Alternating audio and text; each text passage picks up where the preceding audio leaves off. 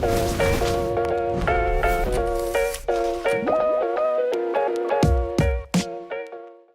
everybody, and welcome to another episode of the Ad Project Podcast. As always, I'm your host, Joe Schellert from Ad Advance, and today I'm joined by Jason Landro. Jason, awesome to have you on the podcast, man. Yeah, thank you very much for having me. I've been a big fan of yours, Ad Advance, and podcast, so I'm honored to be here. Oh, well, thank you. So Jason and I have met at multiple different conferences. Always fun to catch up.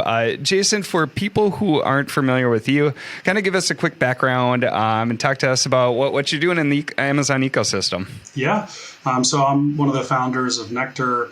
We're a full service Amazon agency. So we're a competitor in part to Ad Advance because we manage advertising as well, but we offer a lot of services that Ad Advance doesn't offer, mainly centered around full account management, so catalog management, creative services, photography, videography, graphic design, copywriting, SEO, and then more comprehensive demand planning, strategic support. So we really specialize in working with companies that need full account management as opposed to just ad management. But we do offer almost all of our services a la carte.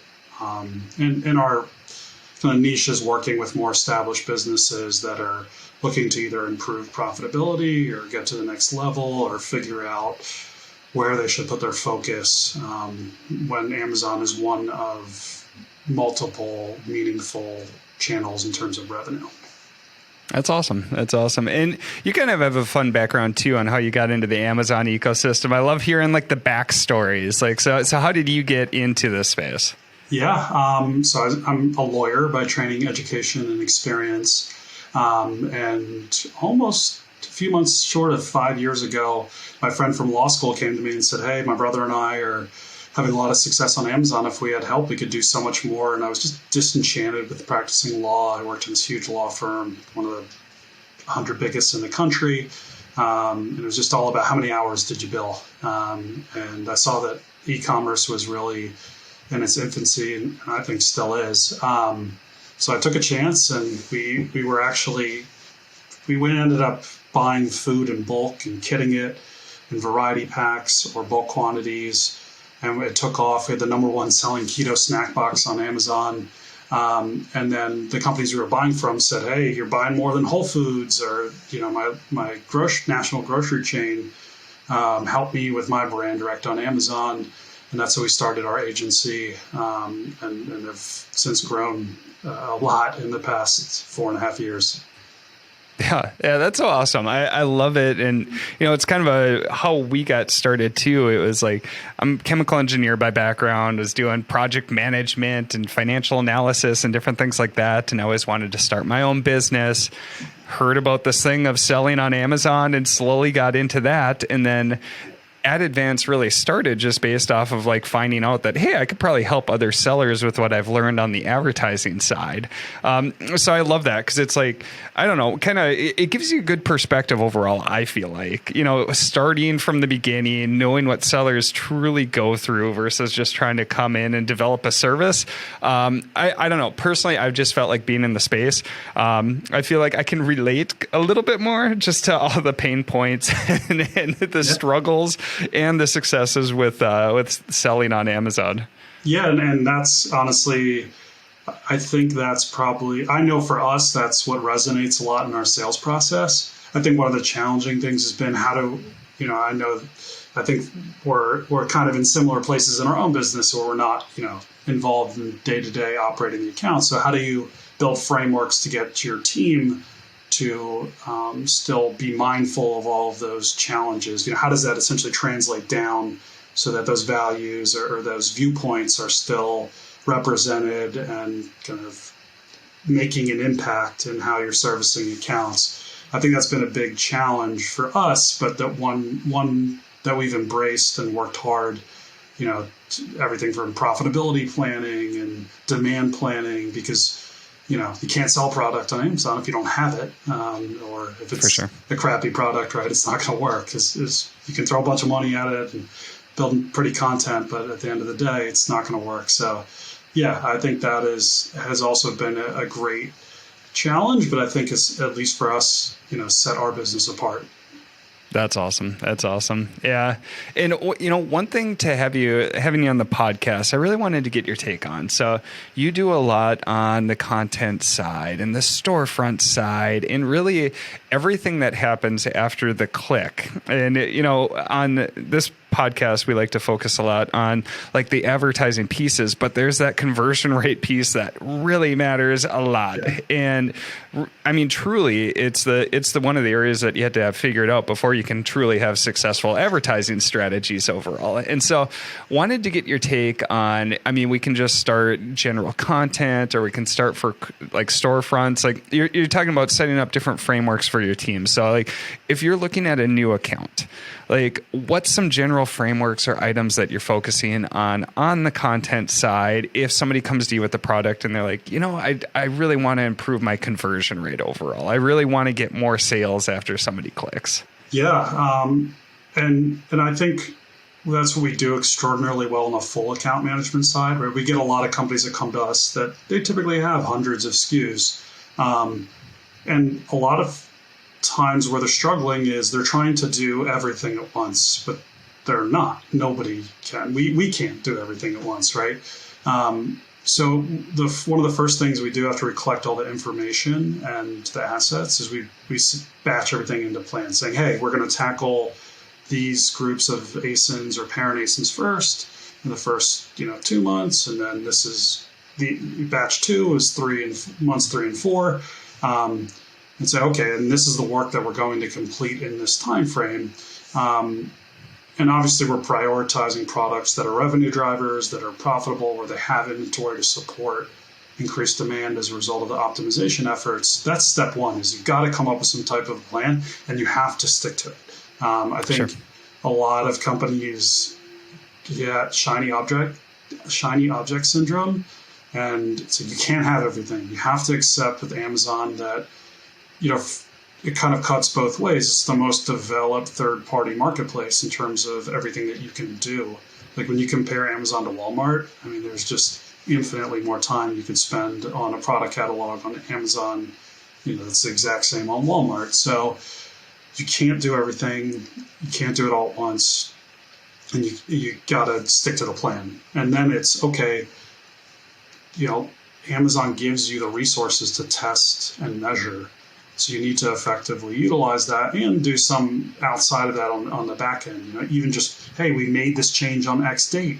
Here are the sales a month later. Are we even tracking that? Are we tracking session increases? Are we tracking unit session percentage increases, right? Setting up some basic metrics. I mean, obviously, as an agency, we use software, some of which we've created internally to track and measure all these KPIs. But there are things that anyone can do, right? You can say, hey, I uploaded these changes on this date. You mark it down in the spreadsheet, and then you make sure to pull reports, I would say at least every 30 days, but no sooner than 2 weeks and measure, right? So we're really big on testing and measuring substantively. A lot of what we try to do up front is branding planning, so understanding the brand. Why do people buy from them? What makes them unique? What are their brand colors? Everything that you would get in a style guide and brand guidelines. And then harmonizing all that along with our research. So we look at customer questions, customer reviews. What trips people up when they're about to buy your product? What don't they know? What do they want to know? Are you communicating that effectively? What are people saying once they buy your product? Did you mislead them inadvertently? Or is there something that everyone really loves that you're not trumpeting enough, right, in your content?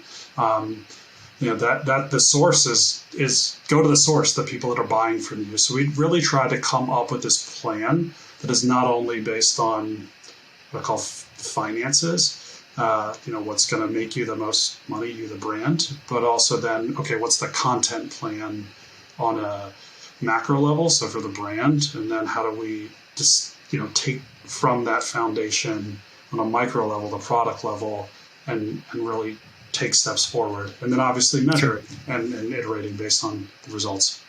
Yeah. So I think some really good key takeaways there is, first, it can be overwhelming looking at all the things you can do as a business owner. I experience this daily. There's so many things that you can do. And so I think you hit the nail on the head right there is, first, realizing that you can't do everything. Because when you try to do everything, it gets overwhelming and then nothing gets done well. And so I love that where, all right, realizing one, we've got to pick some items because we can't do everything. And then after that, now it's, all right, we got to prioritize. And so it's starting to work through the list and figure out what really is going to be the biggest needle mover overall. And so, some key things that you said, first start with subsets of SKUs. So we're not going to try to hit every SKU at once, especially if you have hundreds of SKUs, and you can probably prioritize based off of, what's your biggest sellers or what's the biggest opportunity that you have. But then I see now you're taking it kind of a step back and starting first with the brand itself. So walk me through that a little bit more. Like, all right, you go and you figure out, look at the branding itself. Look at what the consumers or customers are telling you with the feedback you have. Now, how do you take that picture and then kind of tie it down to, say, areas that you can implement, like the storefront or individual product listings? Walk me through that process, going from the brand picture now down to items that we actually implement on Amazon. Yeah, so at our agency, we actually create what are essentially brand guidelines for Amazon, called our creative brief. It's a 10 to 15 page document that memorializes the style guide, the brand guidelines, customizes them based on the certain requirements that Amazon has for text, mobile, A+ stores, so that we've created a brand Bible for Amazon, so that as we create content, we're always referring back to it and make sure that it complies with that Bible. That's our foundation. And then we actually templatize everything. So for our clients, we'll do an A+ template, an infographic template, and then we'll templatize the homepage of the brand store. It does a couple things. One, it just ensures we're on the same page, right? I know a lot of brands hate working with an outside partner where they can't get on the same page about what the content should look like. So we're kind of checking in at every step of the way, making sure we're on the same page. But two, and you can do this internally as well, right? I'm not advocating you hire an agency. Rather, you can create your own brand guidelines for Amazon, taking your existing resources and beefing them up. And then you can make sure everything is uniform by having your design team templatize it. And then once they build those templates, you start actually building out the content, for all the infographics and then the different A+ templates and the different pages of the store. So that's kind of how we work at a broad level. But a lot and when you look at the brand guidelines too, I think some people hear that and they just get focused on the brand name or the logo or different things like that. But walk me through some other items that are included in there, because I'm sure there's content items or how you're positioning the products or the brand itself or who you're speaking to. Kind of walk me through some of the other details there, just so people don't get hung up just on the logo or the brand or the colors that are included. Which is actually more of a style guide. So the brand guideline is more focused on who the customer avatars, right? The different profiles of people that would be buying from you, how you should represent the brand, how you shouldn't represent the brand, tone everything down to tone of voice. And then, also any requirements that are nuanced to the brand, or, hey, we don't say these certain things about our brand, or, something unique to Amazon, like, hey, be mindful of these restricted keywords. That's something that could be included in a brand guide. So if you're working on this brand, don't put these, let's go with an easy one. Don't put the word, anything that would trigger a pesticide, flagging so that your listing gets taken down, right? So and then it can also incorporate the feedback from your customers. Hey, customers buy from us because of X, Y, and Z reasons in these categories. These are our USPs. Let's make sure to highlight these. And that's really how you take that and implement it. So, hey, in our infographics, we know based on these customer questions and our feedback off Amazon that when buying, the product in X category from us, customers care about A, B, and C. Well, and that's also where the search volume is. So let's make sure we're mirroring that in our infographics where that's above the fold, right? So that's how you kind of take that research and then actually implement it. Yep. So we start with the brand guidelines, and that kind of creates a consistent framework that we can now use to implement on all the key things that customers actually see, whether it's the Yes. storefront or our product detail pages. And I love that you start there, because if we start first making tweaks to like individual product detail pages, we may end up with inconsistencies throughout. And as we know on Amazon, being able to drive higher lifetime value is a key piece to being a successful seller. And if your branding isn't lining up, that makes it much harder. So we've got the brand guidelines. They help ensure consistency and also help make sure that like you guys are on the same page as the brands you're working with or the sellers.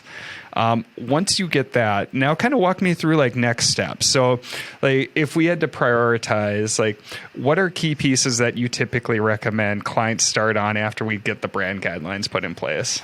Yeah, and I'll talk about this more globally, whether you're working with an agency or not. I always recommend working your way down the funnel. Right? So, when someone enters a search query on Amazon, they see your main image and your title. Right. So if you don't get a click into your listing, you have no chance to show them more and get the sale. So that's, in my opinion, where you should focus first if you have to. Now the title is tied into the bullet points, but still the title has the most SEO value. So working on the above the fold is really where I recommend if you have to make choices because of limited resources.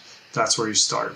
Working on your image set, working on your title and bullet points.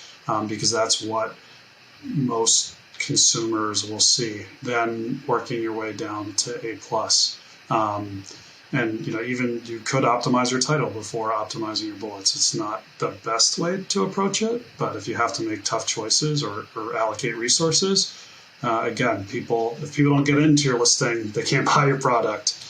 Sure. Yes, they can hit the add to cart button on the search results page, but if they don't know your brand or aren't looking for your product exactly, I don't think it's realistic to expect that.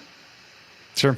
I love that too. So let's focus on the key traffic drivers first. So the key click-through drivers. So we're going to focus on click-through as they appear in search results or for advertising too. Those are going to be the big needle movers that get your higher click-through rate, which increases your relevancy, which gets you shown more and gets you more traffic. And then from there, now let's really focus on the conversion side. So once they're on that product detail page, now what makes them actually add to cart, make sure that click turns into a sale. Yeah, and what can be difficult is you want to harmonize the copy with the infographics, right? You want to make sure, a lot of studies out there that basically show that consumers spend a lot more time looking at the images on a web page for a product, or in Amazon's case, a PDP, than they do the copy. But you still want to coordinate the two. So I talk to a lot of brands where they're outsourcing copy to one person and outsourcing content to another person. So one, having those brand guidelines centralized, at least if you are outsourcing, or even if you have different people in your company that maybe aren't working together as cohesively as you'd like, Sure. It gives them direction on how to coordinate, your written content with your graphical content. So, it can be challenging, but just being more organized allows you to get to a better output. Sure. I love that. And for for creative control on Amazon, like the product detail page, we've been given more and more options on what we can customize there. Storefront gives you even more options and kind of how you can lay that out and really show off your branding and your brand, your products in a way that you want to. So how do you typically approach like storefronts? I've got a couple hundred SKUs. Like just in general, like how do you look at that? How do you set it up? How do you group products? Like what's the typical approach that you're taking, Jason?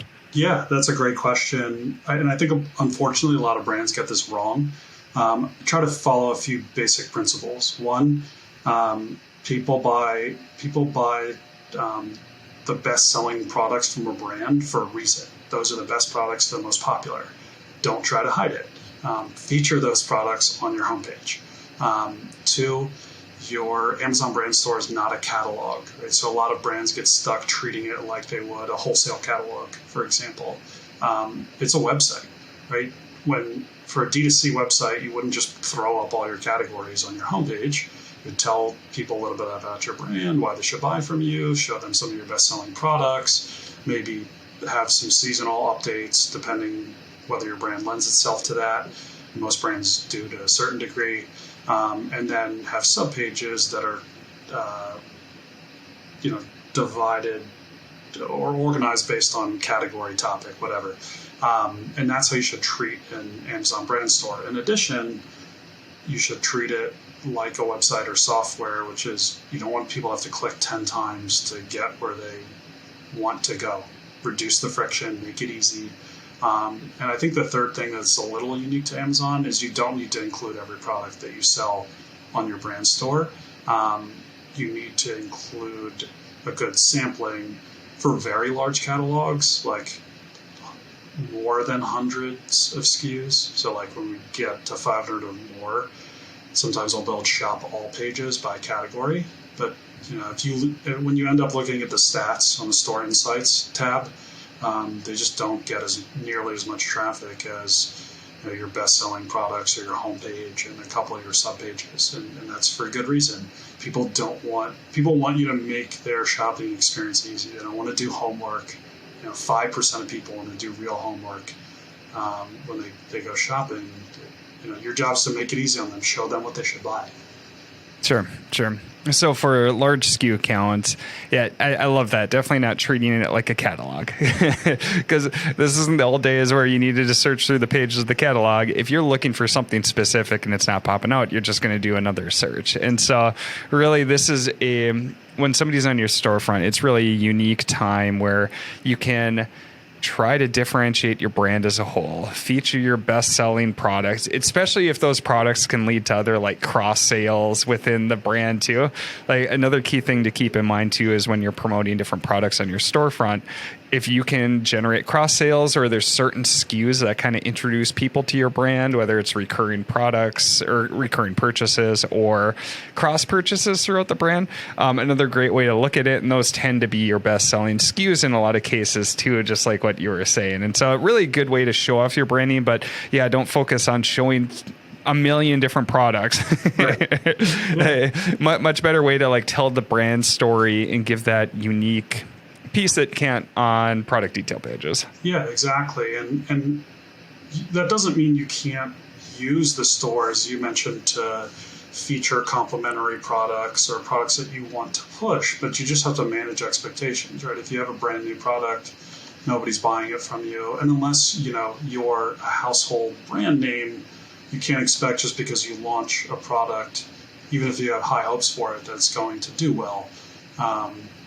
So, you need to be a realist in that regard. Right? So some of our brands that have a lot of SKUs or that come out with seasonal patterns, we'll do like a new items section on the homepage of their store, which is great because people come to that brand, they look for the new items. So that store, the stores get a lot of traffic already. So it's a great way to feature those. But, we don't put them at the top of the homepage. It's, towards the bottom.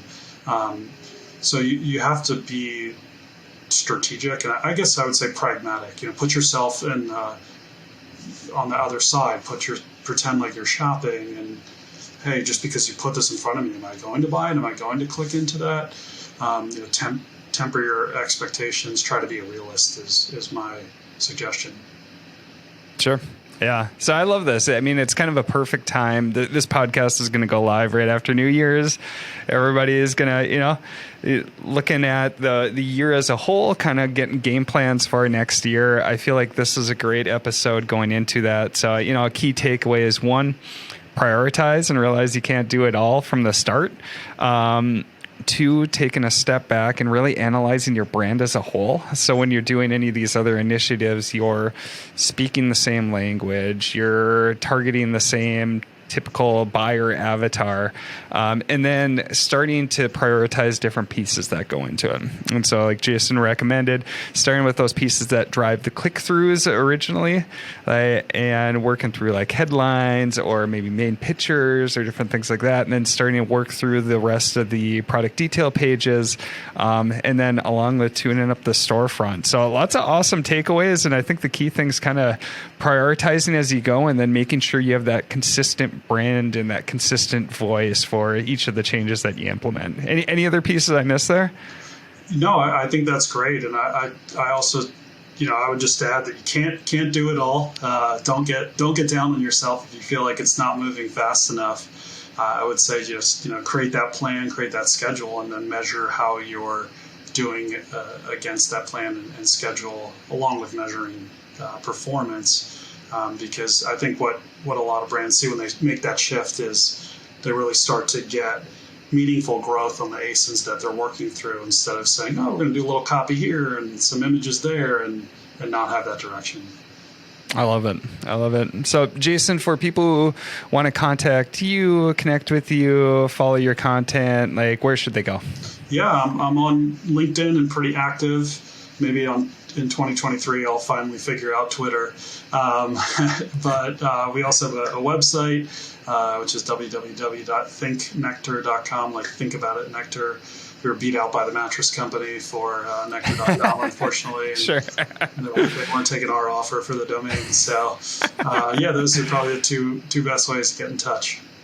That's awesome. Yeah. Well, Jason, this has been a really valuable episode, so appreciate you joining. And for all those who listen, as usual, thank you so much for listening to this episode of the Ad Project Podcast, and we'll see you on the next episode. Thanks for having me.